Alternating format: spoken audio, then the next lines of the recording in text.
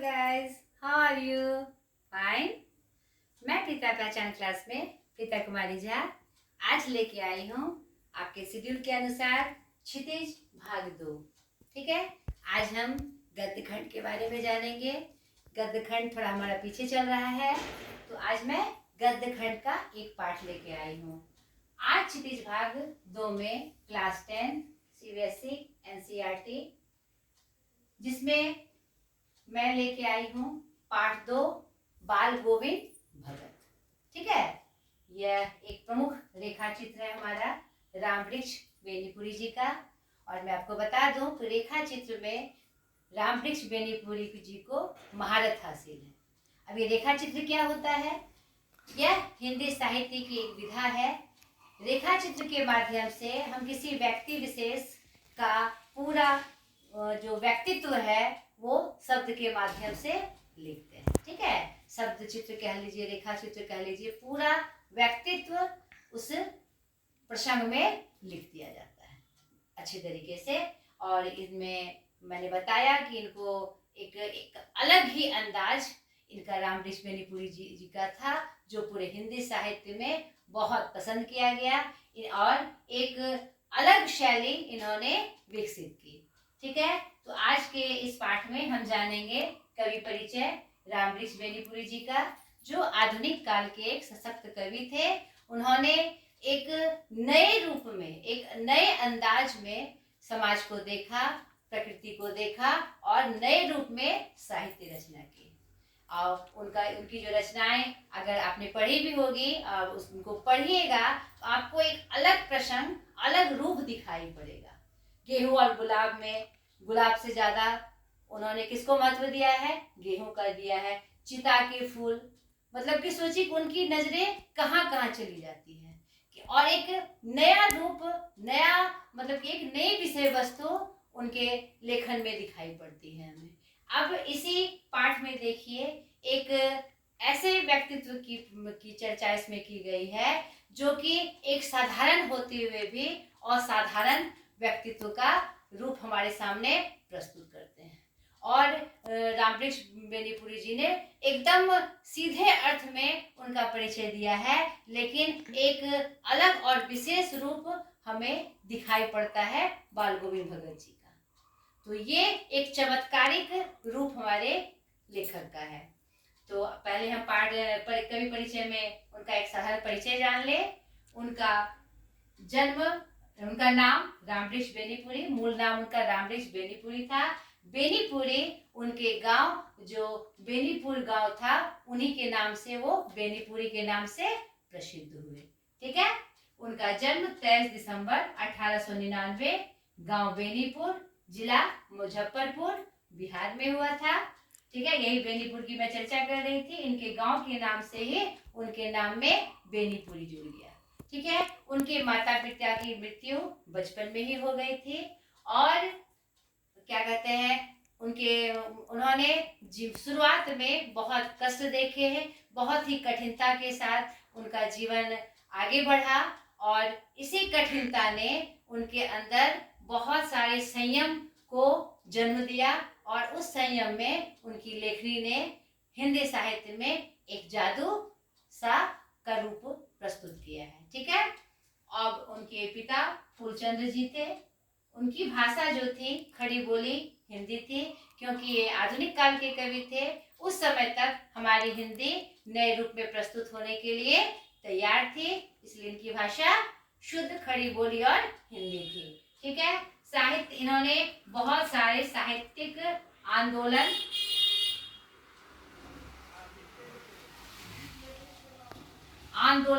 में भाग लिया, जैसे किसान महासभा, भारत छोड़ो आंदोलन आदि। और इन्होंने स्वतंत्रता संग्राम में भी सक्रिय भूमिका निभाई और बहुत बार जेल भी गए।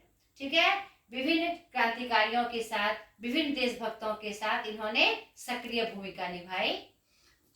इनकी एक पुत्री का नाम जिक्र में आता है, डॉक्टर प्रभा बेनीपुरी जी। इनकी रचनाओं में माटी की मूर्तें,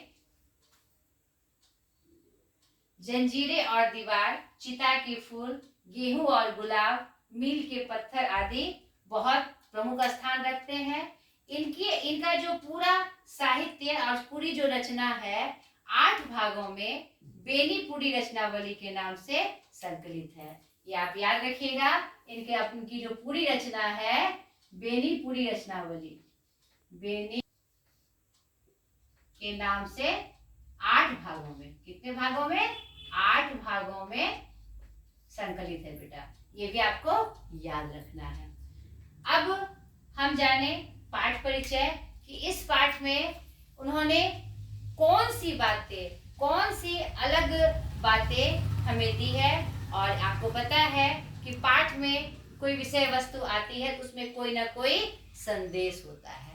तो इस पाठ के माध्यम से हमारे बेनीपुरी जी एक ऐसे व्यक्तित्व से हमारा परिचय करवा रहे हैं जो कि अगर हम साधारण अर्थ में उसको देखें, इस रेखा चित्र से ही पता चलता है कि वह एक साधारण गांव का एक आदमी था, लेकिन उसका जो व्यवहार था उसने उसको भीड़ से क्या कर दिया? अलग खड़ा कर दिया। तो जाने हम उनके बारे में। इस जो मुख्य जो पाठ का नाम है बाल गोविंद भगत, वही इस भूमिका में है। वे मंझले कद के गोरे चिट्टे व्यक्ति हैं और 60 के ऊपर के हैं। ये उनके परिचय में बता रहे हैं, 60 के ऊपर के हैं और इनका व्यक्तित्व जो है मतलब कि एक सुघर काठी के हैं। ये 60 साल की उम्र में भी इनमें एक फुर्तीलापन दिखता है, एक ओज दिखता है। जिनकी जो केश है पूरी तरह से सफेद है और इनका जो आचरण और जो दैनिक क्रिया है वह साधु संत से मेल खाती है। लेकिन उन्होंने शुरुआत में ही ये परिचय बताया है कि वो साधु नहीं थे, पूर्ण रूप से वो क्या थे? गृहस्थ थे। एक गृहस्थ होकर भी एक विशेष नियम का पालन करना उनके व्यक्तित्व को निखारता है। वह एक मतलब शुद्ध गृहस्थ के रूप में थे। उनके बेटे का भी जिक्र इस कहानी में आया है। उसकी पत्नी की मृत्यु हो चुकी है। उसका जो बेटा है वो मानसिक रूप से थोड़ा कमजोर है और छोटी बुद्धि का है, इसलिए इसमें यह भी दिखाया गया है, इसलिए वो अपने बेटे से कुछ ज्यादा ही प्रेम करते हैं। और इनके परिचय में बताया गया है कि कबीर को वो अपना गुरु मानते थे, यानी क्या कहते हैं, कबीर के ही रचनाओं का वो क्या कहते हैं हमेशा गुणगान किया करते थे। तो यहाँ पर इस पाठ में जो मेन फोकस है उनके संगीत के प्रति है और संगीत में भी खुद में रमने के लिए नहीं, जो उनका गांव का परिवेश था, उनके गायन में वह शक्ति थी कि लोग बंधे चले आते थे। इनका परिचय उन्होंने दिया है। किसी भी कोई भी महीना हो, उनका जो नियम बंधा था 12 महीने का, उनका वो कठिनता से पालन करते थे और वह भी मतलब कि जैसे तैसे नहीं, एकदम नियमबद्ध होकर पूर्ण संयम के साथ। और उनके व्यक्तित्व का एक सबसे प्रमुख परिचय था उनका गायन। उनकी एक खंजरी थी। खंजरी एक होता है वाद्य यंत्र होता है, क्या कहते हैं ग्रामीण क्षेत्रों में लोग अपने किसी भी धुन में जो उनका अपना धुन होता था उनको वो बजाने वाले यंत्र में बजाकर अपने गायन को सुर देते थे और उसमें क्या कहते हैं आकर्षण लाते थे। ठीक है, अपने ताल के अनुसार अपना ताल वो खुद बैठाते थे। तो वो कबीर पंथी थे, तो कबीर के मतलब गाए हुए जो उनके पद थे उन्हीं का गान करते थे वो। और जो उनकी दिनचर्या थी एकदम फिक्स थी। जब आषाढ़ का महीना शुरू होता था तो एकदम नियमबद्ध होकर वह उस मौसम में अपनी खंजरी लेकर एकदम नियत समय पर वो गान करते थे। सुबह के समय वह गान का तान जब छेड़ते थे अपने आंगन में, तो उस समय खेतों में काम करने वाले चाहे किसान हो चाहे मेड़ पे वो पौधे लगाने के लिए जो धान का पौधा होता है, जो रोपनी जिसको हम कहते हैं, उसको लगाने के लिए जो औरतें खड़ी थी, या फिर पशुओं को चराने के लिए जो लोग जा रहे थे उनका भी वो ध्यान आकर्षण करते थे। सिर्फ ध्यान ही आकर्षण नहीं करते थे, उनके आवाज से वो मग्न हो जाया करते थे और अपने श्रम को भूलकर एक ताजगी सा महसूस करते थे।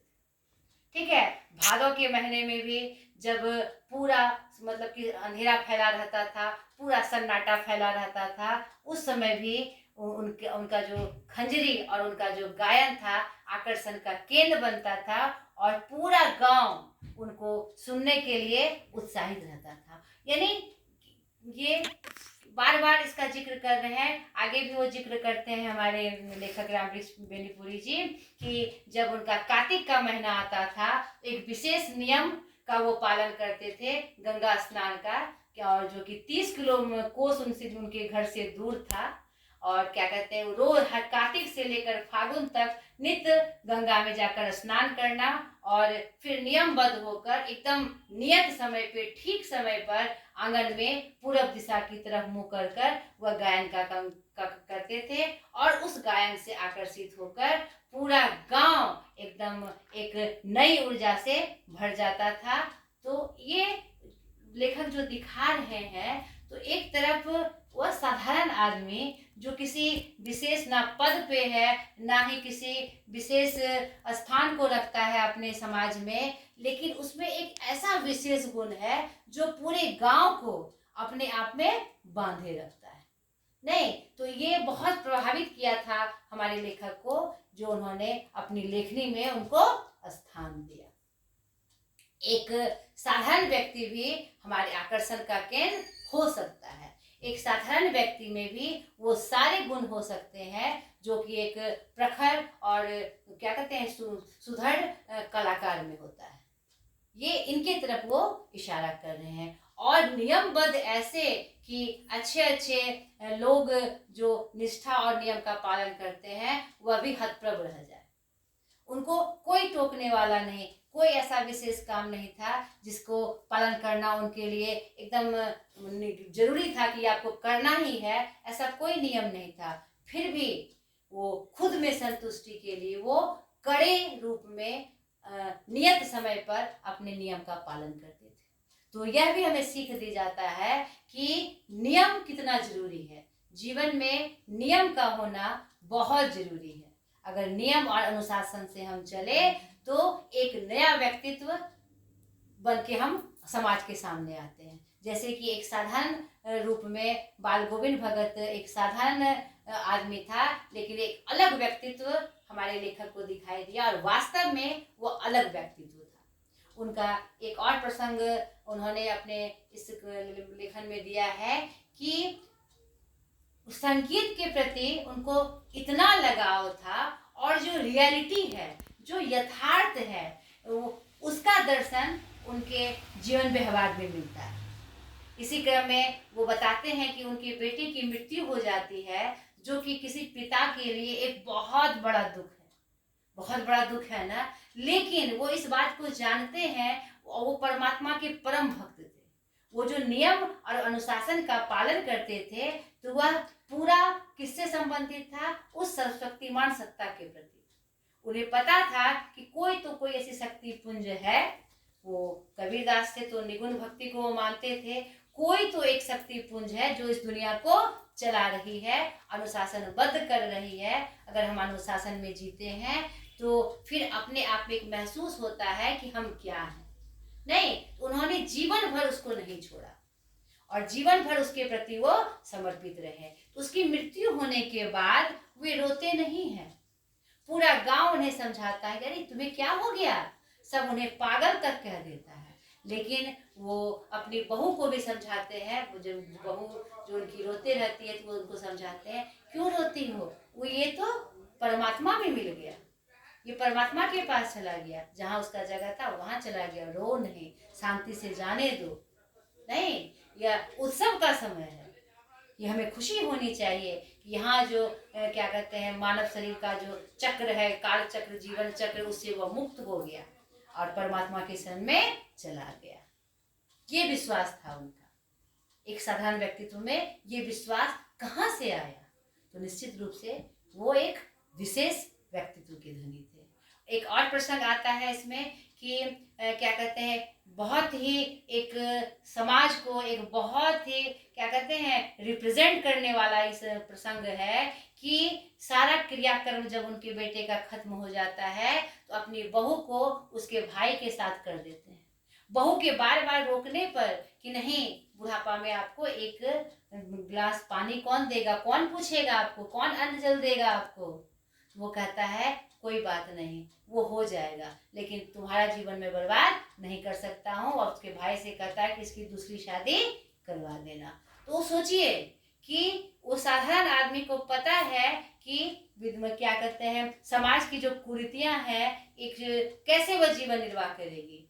तो महिलाओं के प्रति भी उन्होंने यहाँ दिखाया है कि एक साधारण आदमी भी जानता है कि महिला के अधिकार क्या है, कैसे उसकी उस दुख की घड़ी में उन्होंने इतना अच्छा फैसला लिया। और यहाँ तक भी कह दिया अगर तुम नहीं जाओगे तो मैं ही घर छोड़ दूंगा, और विवश होकर उसे जाना पड़ता है। ये व्यवस्था उन्होंने इसलिए लाई ताकि वह सही रूप से फिर अपने जीवन को जी सके।